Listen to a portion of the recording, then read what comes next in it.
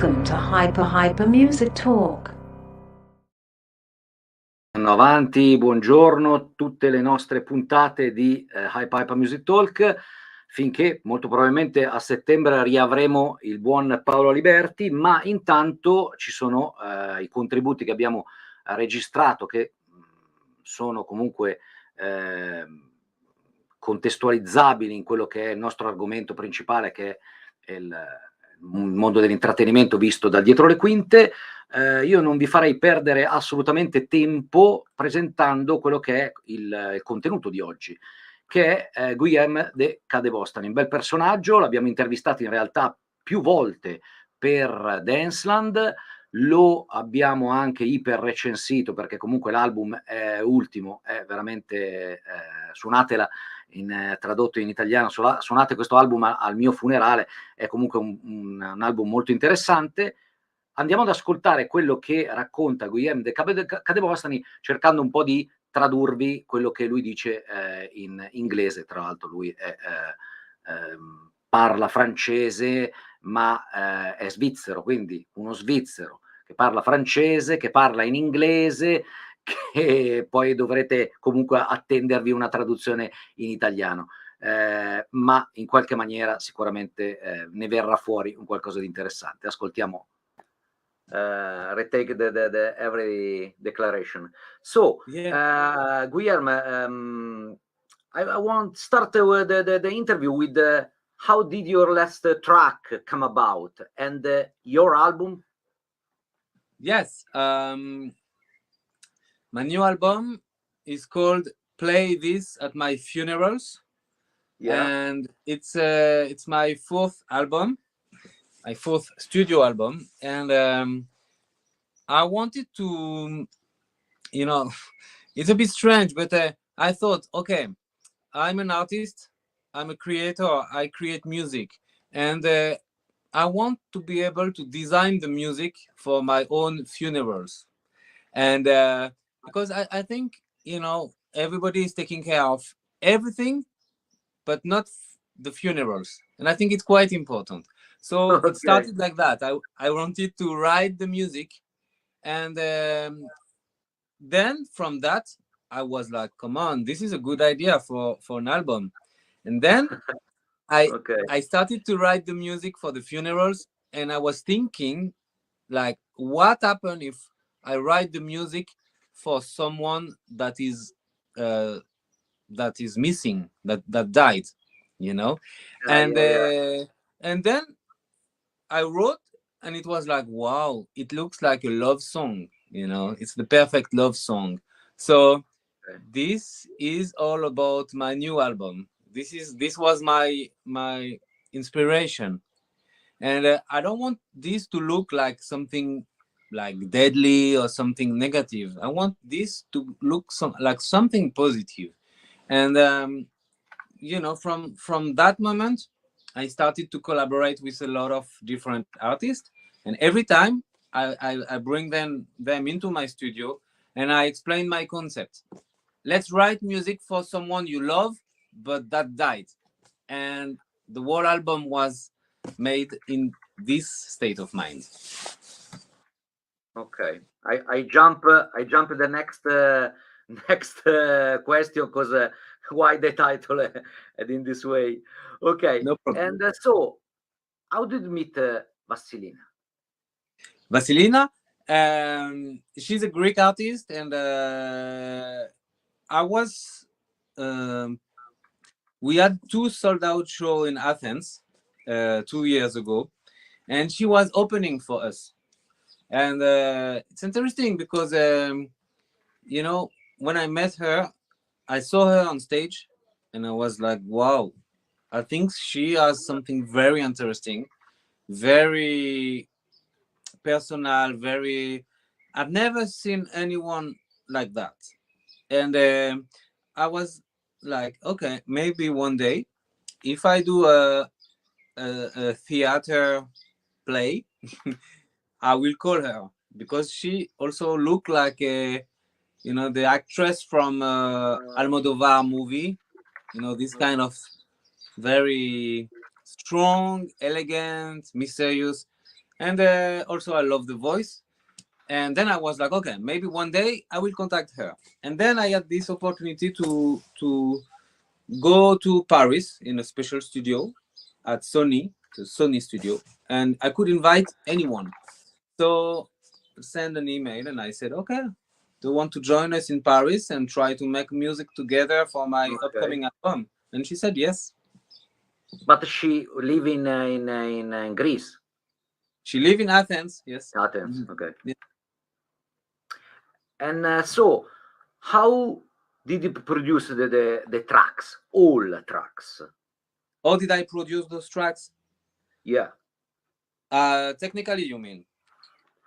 The genesis of the track, how it start from the top line, from the guitar. I don't know the if you have one simple step that you use every time. Well, when I'm writing music, it's I always believe that the songwriting is the most important thing. Like, it's for me, it's all about the song. And for me, when I'm writing music, no matter what you do in terms of production, you should be able to pick a guitar or to pick a piano, play it, and sing it. If this doesn't work, you don't have a song. So I start very, very simple, and I pick up my keyboard and I start to find some interesting chord progression, things I like. And, sometimes I'm singing on top of it. Sometimes I'm collaborating with different artists, and they come and they try to see if something is inspiring for them, like if they find some ideas for top line. And, from that, slowly it evolves with time and passion. I start to build the track either with the artist or sometimes when I'm alone in my studio. And in my studio, I have a lot of equipment, old school equipment, like you see here. And I'm old school in the way I create music, and it's not about the computer or stuff like that. I like to use samplers and drum machine, and even I have a real drum here. But the most important for me is the songwriting. This is the most important. A very nice chord progression, nice melody, nice word, and then I work on the production. So, how do you manage a band in studio, recording studio, and in the live following the production in the studio, and the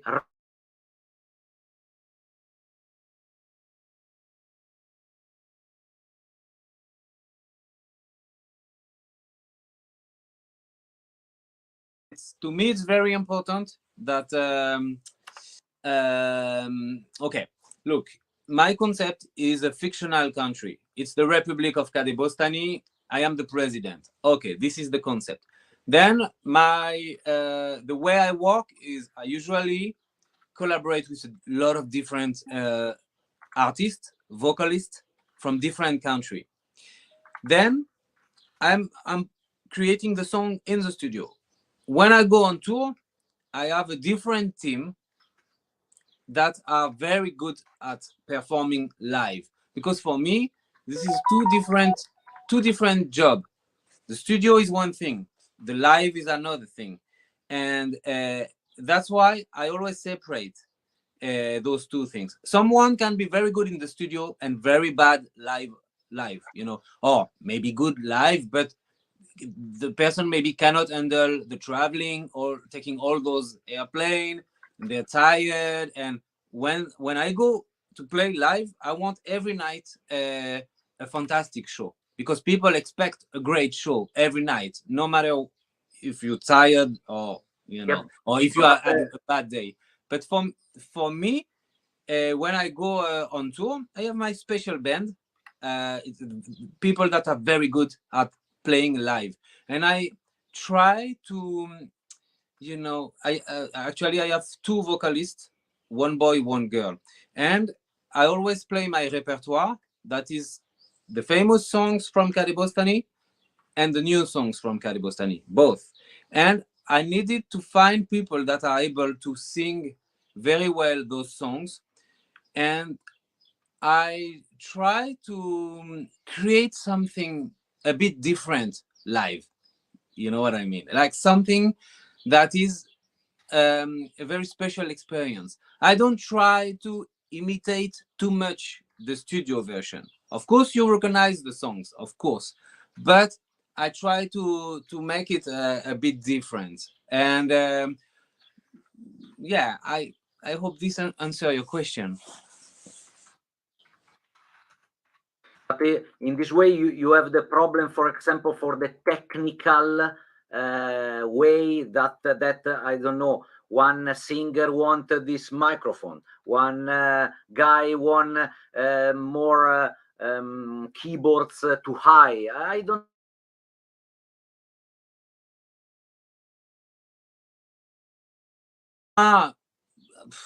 The technical side for me is not so important, because Oh, wow.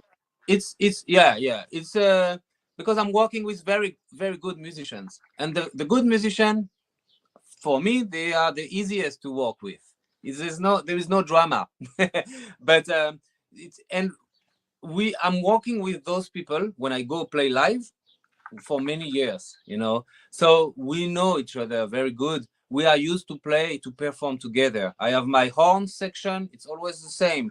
Trumpet, trombone, always the same. They know me, they know my music, and they know how I want my music to sound live, you know. And Yeah. it's the same for the vocalists. They are very good, you know. And it's just a matter of creating a vibe all together. And for me, a Kadebostany show is I really care about the live, you know, because some people, they are very good in the studio and they don't care about the live. No, for me, the live is special. I want the people, the audience, to feel something very strong, and yeah, that's my goal.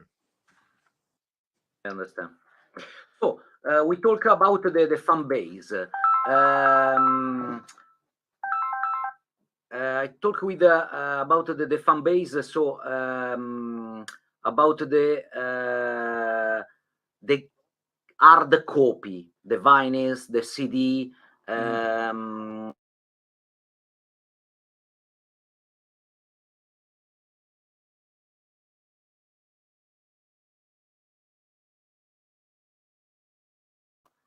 Gadget, it's a promo, it's collecting. You know, for me, it's very important. It's very important because when I grew up, when I was young, I was raised by my parents that said to me, think about long term, you know, not short term. Always think long term. And for me, vinyl, CD, it's long term. It's like it will be here forever. I have a very good fan base that buy vinyl, CD, cassette, you know. And like, for example, now the album will be released on the 2nd of June, and we already sold a lot of vinyl to the people that don't even know what's on the vinyl, because they trust me. And I think this is very important, because okay, digital today is good, okay, it's convenient, but in 50 years vinyl will still exist, and there will still be turntable, you know, and it will work. I don't know if in 50 years Spotify will exist, you know. It will change. I don't know. So for me, yes, it is very important. Amazing. Sorry. Okay. Yeah, the important is with the Spotify throwing out 100,000 single tracks per day.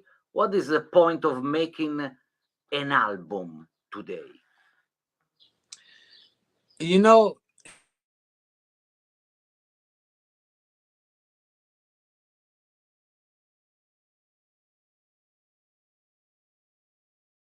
most important thing. Okay, imagine a world without music. You can't imagine that, you know. So this is very important. Then, for me, I'm here on Earth to create music, and I will do that my whole life, you know. And I don't care if there is a lot of music released every day, because the real question is, is there a lot of good music released? I don't know. And I try to, I believe that good music always find the way to touch the people, you know.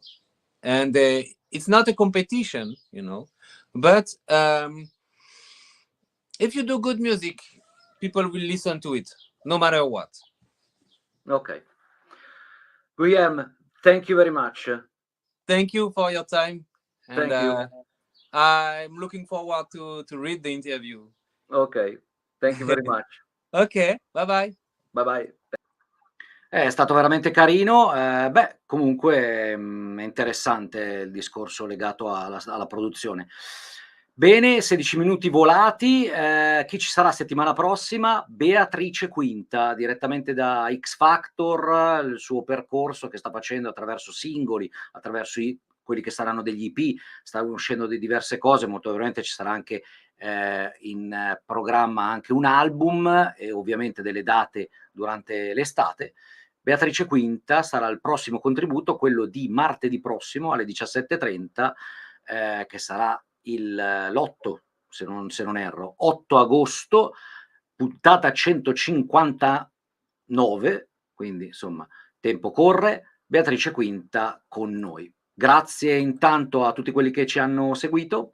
Appuntamento a settimana prossima, buon proseguo con tutte le varie attività del mondo Hypa che proseguiranno anche appunto con Traffic Jam Session e poi il sindacato del suono di venerdì, che tra l'altro ci sarà anche la diretta direttamente dalla Romania, da Cluj-Napoca per l'Untold. Grazie a tutti e buon proseguimento di settimana. Ciao!